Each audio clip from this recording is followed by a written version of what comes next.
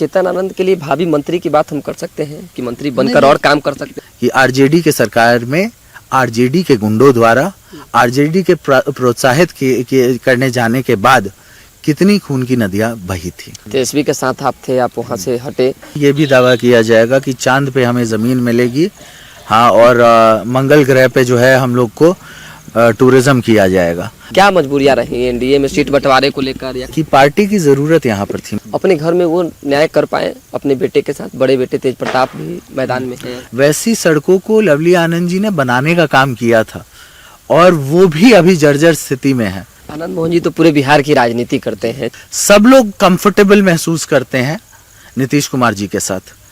A to Z की बात भी महागठबंधन की ओर से किया जा रहा है। यहाँ राजपूत टूटेंगे तो नबीनगर सबसे पहला नाम होगा जो अनुमंडल जो है जहाँ पर बनेगा। हाँ, एनडीए का तो लहर है, नीतीश कुमार की चर्चा लोग कर रहे हैं, लेकिन चेतन आनंद की बात भी कर रहे हैं कि भाई साख विराग छवि के इंसान। पनोरमा ग्रुप, जो सोचता है वो करता है। नमस्ते, मेरा नाम धीरज शर्मा है और आप न्यूज हाट देख रहे हैं। अभी हम जो है बिहार के मिनी चित्तौड़गढ़ कह सकते हैं, नबीनगर में है। नबीनगर से चेतन आनंद चुनाव लड़ रहे हैं, जेडीयू के यानी एनडीए के प्रत्याशी हैं। चेतन जी शिवहर छोड़कर इधर आए, क्या लग रहा है यहाँ कैसा प्यार दुलार मिल रहा है? देखिए वैसा ही प्यार है, ऐसे इसमें कोई इफ एंड बट वाली बात नहीं है। क्योंकि जब शिवहर छोड़ रहे थे तो आप हमारे घर जब आए थे आपने देखा होगा कि 300 लोगों 400 लोगों ने जो है उसमें धरना दिया हुआ था और कोई भी नहीं चाहता था। उधर से एक घनिष्ठता हो गई, प्रेम हो गया। और क्यों नहीं, क्योंकि मेरा उधर भी बचपन बीता था। जब पिताजी 96 में वहाँ पर एमपी थे तो वहाँ पर हम लोग रहे, और जब माता जी एमएलए यहाँ से बनी थी 97 में तो यहाँ पर भी हमारा बचपन बीता है। तो जब वहाँ से छोड़ करके यहाँ पर आए और जो कल वेलकम हुआ, हमको लगता है कि बहुत सारी गाड़ियाँ, बहुत बड़ा काफिला, बहुत लोग है ना, और सब लोग जो हैं हमको देखने के लिए, और यहाँ पर लगातार भी हम आते रहे हैं। जब हम शिवहर के विधायक भी थे तब भी यहाँ जब भी मुद्दे उठे और उसको सदन तक ले जाने की बात हुई तो हम यहाँ पर आए थे और उन मुद्दों को हम सदन तक ले गए, उस पर कार्रवाई भी हुई, है ना। तो यहाँ के लोगों का जो प्यार है, हाँ, वो हमको मिलता रहा। और हम सच बात बोलें धीरज भाई, यहाँ पर ऐसे ऐसे गार्जियन हमको दिखाई दिए जिनके गोद में हम खेले हैं, है ना, जिनका प्यार हमको लगातार मिलता रहा। इसका लाभ मिलेगा। घर है ये, तो घर वापसी आप बोलिए हमारी हुई है ना।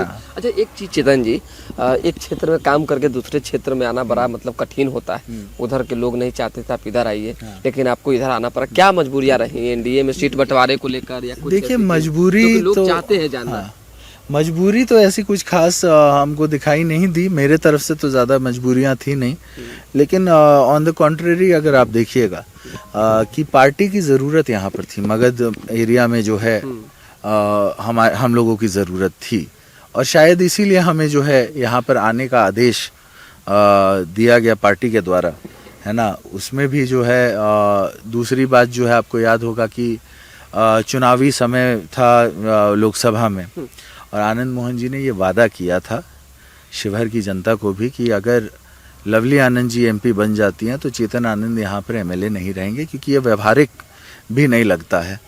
तो ये दो चीज़ें थी जिसको हम लोगों ने देखा कि भाई अगर हम इधर आ रहे हैं तो पार्टी कुछ सोच समझ करके ही हमें यहाँ पर भेज रही है।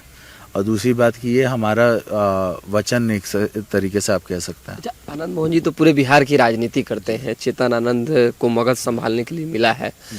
क्या चुनौतियां यहाँ रहने वाली, क्या महसूस आप कर पा रहे हैं? देखिए चुनौती तो चुनाव है तो कुछ ना कुछ चुनौतियां रहती है। कोई भी अगर हार्ड एंड मतलब ऐसे जाकर के बोल देगा कि भाई नहीं कोई चुनौती नहीं है, ऐसा वो अपने आप से भी झूठ बोल रहा होगा, है ना। कोई भी व्यक्ति कहीं भी चुनाव लड़ता है तो उसका प्लस माइनस सब कुछ ले करके चलना होता है। और भगवान की दुआ से हम ये मानते हैं कि भगवान का कहीं ना कहीं ये है कि जब हम क्षेत्र में घूमे, लोगों से मिले, और जो पॉजिटिव रिस्पॉन्स है खासतौर पे एनडीए की तरफ, एक लहर जो है वो चल रही है। और आप देखिएगा ये 2010 के लहर जैसा लहर होगा। अच्छा, हम तो घूम रहे थे क्षेत्र में लगातार, कई जगहों पे हम गए, लोगों से बातचीत हमने की। एनडीए का तो लहर है, नीतीश कुमार की चर्चा लोग कर रहे हैं, लेकिन चेतन आनंद की बात भी कर रहे हैं कि भाई साग बेदाग छवि के इंसान, तो इसका माइलेज मिलेगा लगता है? देखिए, हम हमारे तरफ से यही प्रयास रहेगा कि जो काम हम लोगों ने शिवहर में करवाया, जैसे मेडिकल कॉलेज, तो हम चाहेंगे कि नबीनगर की धरती पे ही मेडिकल कॉलेज बने। स्थानीय जो पर्यटन स्थल था डेकुली धाम मंदिर, उसको भी बनवाया। ठीक उसी तरीके से यहाँ पर भी बहुत सारे मुद्दे हैं। यहाँ के मुद्दे आपको एनटीपीसी जैसे दो यहाँ पर वो चल रहा है, लेकिन लाभ बिल्कुल क्षेत्र को नहीं मिल पा रहा है।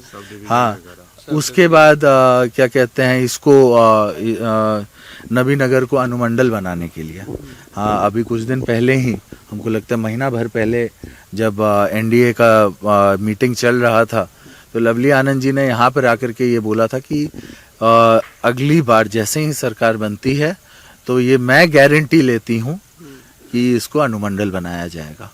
और उसी चीज़ को मैं भी गारंटी लेकर के यहाँ से जा रहा हूँ कि जैसे ही नए अनुमंडल बनने लगेंगे तो नबीनगर सबसे पहला नाम होगा जो अनुमंडल जो है जहाँ पर बनेगा। हाँ, उसके अलावा कई एक सड़कें, आज तो हम लोग जा रहे थे और सड़कों का हाल देख रहे थे, है ना, तो सड़कों को भी दुरुस्त कराने की ज़रूरत है।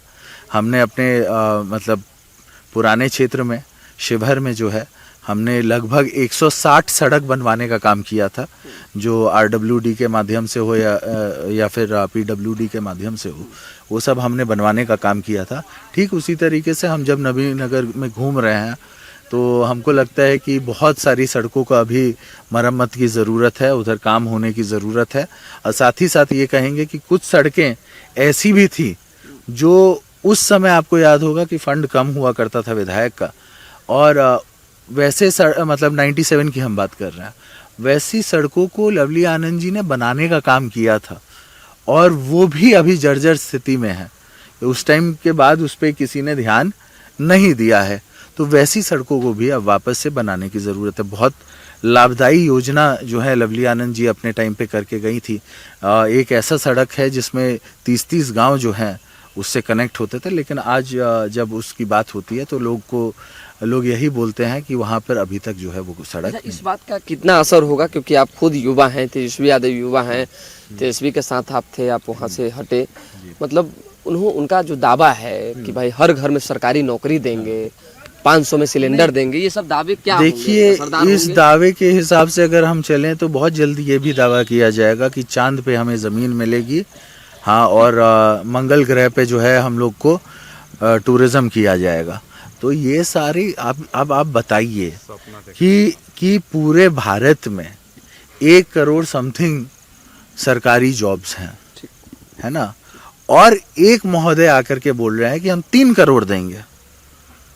तो आप ये बताइए, बिहार जिस मतलब जो अभी डेवलपिंग राज्यों में से है, वो उसके लिए ये सब तो ये तो ऐसी बात है ना, बिहार की जनता सीधा सीधी गुमराह कर रहा है। बिल्कुल सीधा सीधी गुमराह भी किया जा रहा है, और एक तरीके से एक ऐसा लॉलीपॉप दिया जा रहा है जिसके अंदर जो है मिठाई ही नहीं है ना। और ये सारी बातें सिर्फ चुनावी बातें हैं, और जनता बेवकूफ़ नहीं है। जनता सब देख रही है, जनता सब जान रही है, और जनता सब समझ रही है ना, क्योंकि जो काम नीतीश कुमार जी ने किया, चाहे वो 10,000 रुपए महिलाओं के रोजगार के लिए जो दिया गया, या फिर वृद्धा पेंशन जिसको बढ़ा दिया गया, है ना, उसके वो जो है, ये सारी बातें पहले संभव नहीं लगती थी, आज वो सब हो रहा है, और काम भी वैसा हो रहा है जो एक्चुअल में हो सकता है ना। ऐसा कोई भी झूठा वादा नहीं किया जा रहा है सरकार के द्वारा, जो मतलब सुन करके ही लोगों को जो है मन में गुदगुदी हो। तो ये सारी बातें वही कर सकते हैं जिनको पता है कि आगे चल करके उनका जो है फ्यूचर थोड़ा सा। अच्छा, एक आखिरी सवाल है, नेता प्रतिपक्ष है, भावी मुख्यमंत्री की बात लोग करते हैं, क्या चेतन आनंद के लिए भावी मंत्री की बात हम कर सकते हैं कि मंत्री बनकर और काम कर सकते हैं बेहतर? देखिए, ये तो अब जहाँ तक की बात है वो सरकार जब बनेगी उसके बाद की बातें होती हैं, और उसमें अभी आशा होता है लोगों को कि भाई मंत्री बनेंगे हमारे विधायक तो बढ़िया काम करेंगे। देखिए, हम कोई ऐसी आशा जो है पाल लें और फिर ये सब हम इतना लोगों की बात हम कर रहे हैं, नहीं जनता नहीं में बिल्कुल हमारे लोग अगर चाह रहे हैं तो वो अलग बात है, किसका लोग नहीं चाहते कि वो कहीं, लेकिन खैर ये सब बातें अभी नहीं, अभी हमारा फोकस चुनाव जीतने में है। अच्छा, हमने चित्तौड़गढ़ की जब चर्चा की, A to Z की बात भी महागठबंधन की ओर से किया जा रहा है, यहाँ राजपूत टूटेंगे, एनडीए से अलग होंगे? क्योंकि नहीं नहीं intact वोट माने ऐसी जाते देखिए हैं। ऐसी कोई बात नहीं है, है ना। सबको पता है कि कौन किसके बारे में क्या भावना रखता है ना। और ये आरजेडी की जो भावना है अन्य लोगों के लिए, है ना, तो वो साफ दिखता है ना उनकी भावना क्या है। ऐसे तो स्लिप नहीं होता है उनके मुंह से, जो भी बातें स्लिप हुई ये ऐसे नहीं होती। हम लोग ये मानते हैं कि समाजवाद मतलब चाहे कोई सी भी जाति का आदमी हो, उसको जगह मान सम्मान मिलना चाहिए, उसकी तरफ गालियां नहीं होनी चाहिए, है ना। आरजेडी जब समाजवाद की बात करती है तो वो मतलब उसको वर्ग को जो है टारगेट करने का काम करती है। महीने में अगर कोई समाजवाद का परचम लहरा रहा है बिहार में तो वो माननीय मुख्यमंत्री नीतीश कुमार जी हैं।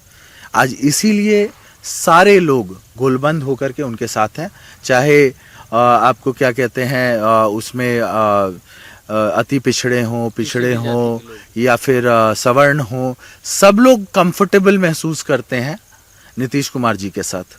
और ये बात आज सत्य हो चुका है कि जब ऐसी बातें की गई पार्टी के कुछ मेंबरों द्वारा आरजेडी में, तो उनके ऊपर कोई एक्शन नहीं होता, उनको बुला करके टिकट दिया जाता है ना। उनके ऊपर कोई एक्शन नहीं होता है, उनको जो है प्रोत्साहित किया जाता है कि आप ऐसी बात कीजिए जिसमें समाज जो है टूटे, समाज में जो है विद्वेष पैदा हो, समाज जो है आपस में लड़े।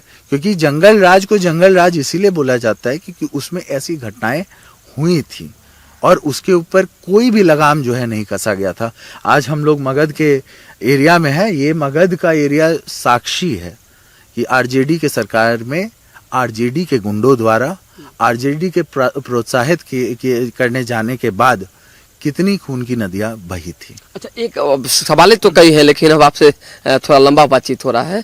सामाजिक न्याय की जब आपने चर्चा की लालू यादव को लेकर, अपने घर में वो न्याय कर पाए अपने बेटे के साथ? बड़े बेटे तेज प्रताप भी मैदान में हैं। नहीं तो ये तो अब किसी के पर्सनल और पारिवारिक चीज़ों पे मैं ज़्यादा टीका टिप्पणी नहीं करता हूँ। हाँ, लेकिन जब मैं हाल फिलहाल में भी तेज प्रताप जी से मैं मिला था, हाँ, और मतलब जब हम लोग विधानसभा में अपना कमेटी जो होता है उसके लिए हम लोग गए हुए थे तो हमारा आमना सामना हुआ था। और मुझे ये लगता है कि वो व्यक्ति उनके साथ कहीं ना कहीं कुछ ये जो भी हाँ कुछ इस तरीके का होना नहीं चाहिए था।